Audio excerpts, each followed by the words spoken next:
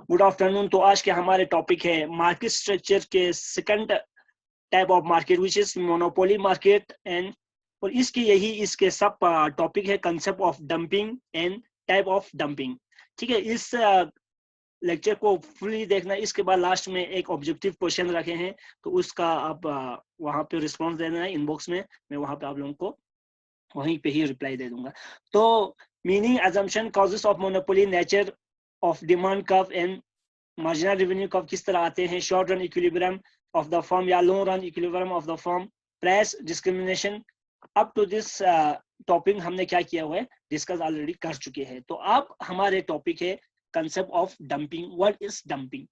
तो last previous lecture में मैंने इसके बारे में थोड़ा बताया था कि डंपिंग का मतलब क्या होते हैं। ठीक है, तो ये है मोनोपोलिस्ट जब आपके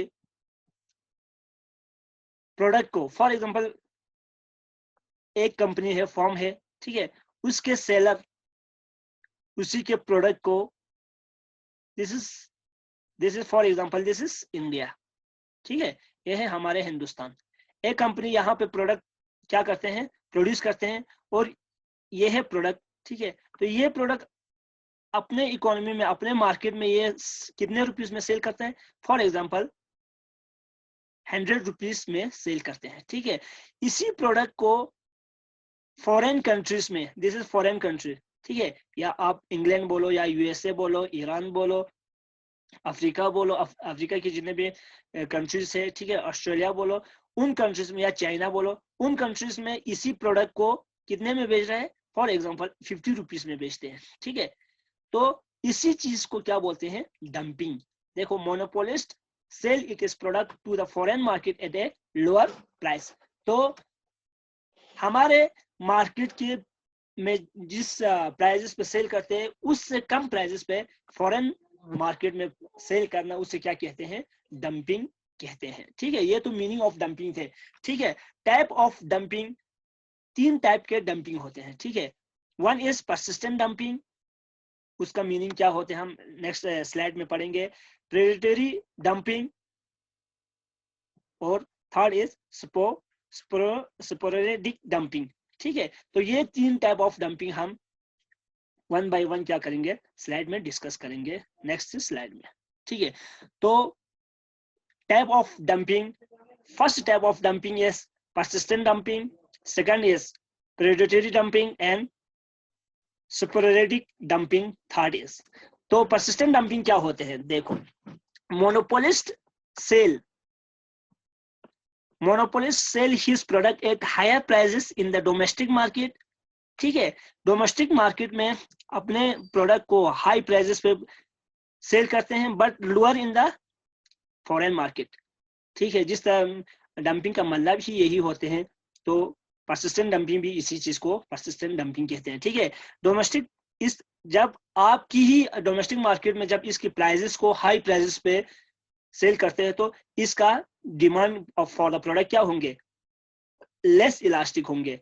ठीक है, या आप कह सकते हैं inelastic, less elastic is near to inelastic भी है। ठीक है, तो या आप इन इलास्टिक भी कह सकते हैं, या लेस इलास्टिक भी आप कहेंगे तो सही है। ठीक है, and foreign demand is high elastic.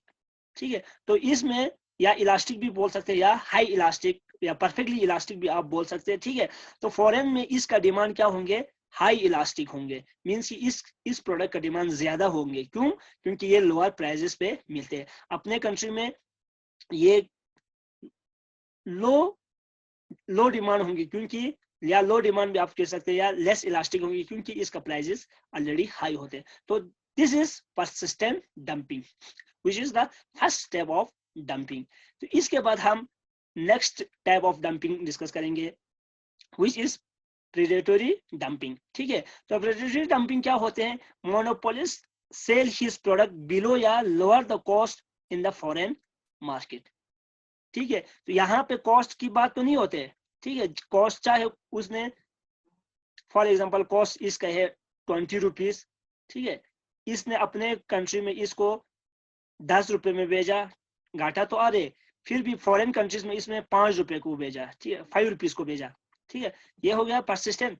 या ऐसे भी हो सकते हैं इसको अपने कंट्री में 30 रुपीज में भेजा, which is greater than the cost of production, and foreign countries में इसको 25 में भेजा।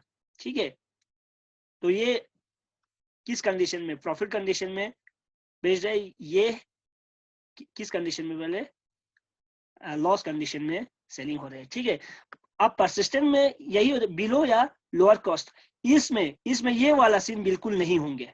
ठीक है, ये 20 रुपीज में ये प्रोडक्शन कर रहे हैं, ठीक है, but higher than production cost से पे सेल नहीं करेंगे, किस में, फॉरेन कंट्रीज में। तो फॉरेन कंट्रीज में बिल्कुल 20 रुपीज से कम में क्या करेंगे, सेल करेंगे। फॉर एग्जांपल 20 रुपीज का आपने प्रोडक्ट सेल किया है, ठीक है, चाहे अपनी कंट्रीज में 30 को भेजे, ठीक है, बट फॉरेन कंट्रीज में ये लेस देन 20 को क्या करेंगे, सेल करेंगे।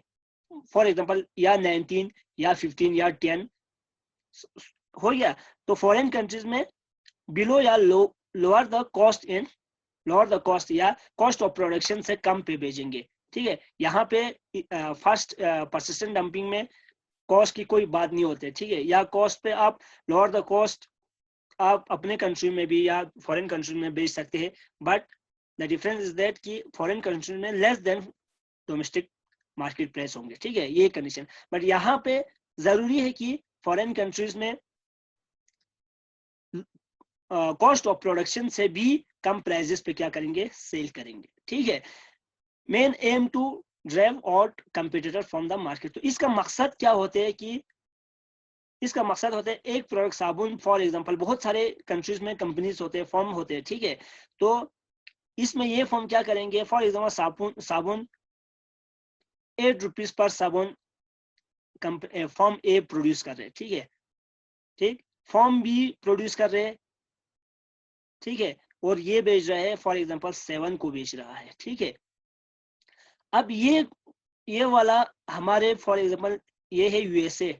ठीक है, यूएसए कंट्री में कंपनी ए 8 रुपीज में साबुन को सेल कर रहा है, बी 7 रुपीज में। ठीक है, इन दोनों को कॉस्ट ऑफ प्रोडक्शन है, फॉर एग्जांपल इसका 6 रुपीज, ठीक है, इसका 6 रुपीज है। ठीक है, बट यहाँ पे 2 रुपीज प्रॉफिट कमा रहे, यहाँ पे 1 रुपीज प्रॉफिट कमा रहे।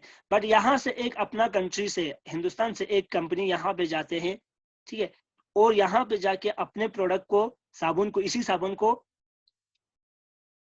ये साबुन हिंदुस्तान में ये 6 रुपीज को ये भी क्या करते हैं, प्रोड्यूस करते हैं, बट यहाँ जाके हिंदुस्तान में इसे 8 रुपीज में बेच रहे हैं। ठीक है, बट यूएसए में जाके इसी प्रोडक्ट को कितने में बेच रहे हैं, 4 रुपीज में बेच रहा है।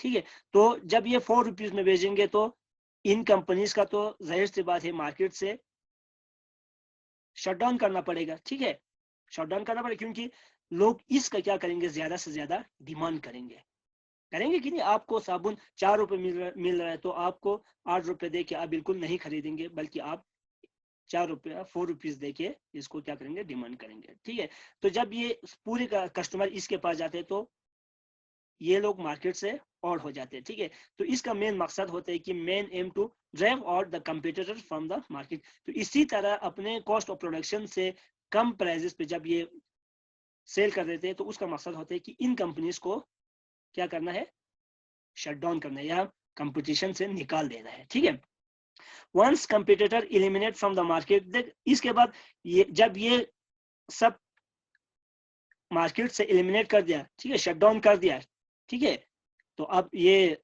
इनके पास कोई कस्टमर नहीं आते तो ये तो ऑटोमेटिकली बंद हो जाएगा।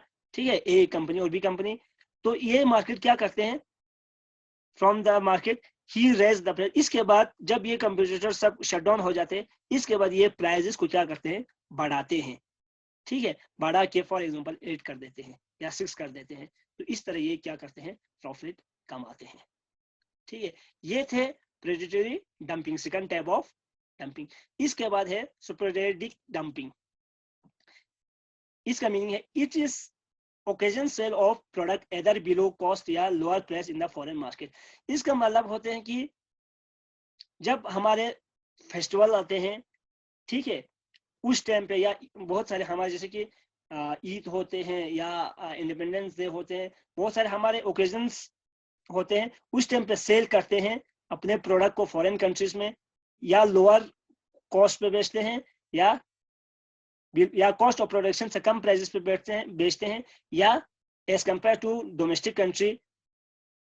फॉर एग्जांपल डोमेस्टिक कंट्रीज में यही एक फॉर एग्जांपल साबुन 10 रुपए में बेच रहा है, तो इसी प्रोडक्ट को फॉरेन कंट्रीज में 5 रुपीज में बेचेगा, ठीक है। बट कंडीशन ये है कि ये एक ओकेजन पे ही सेल करते हैं, ठीक है। मेन एम इसके क्या होते हैं? Main aim to get rid of inventory stock.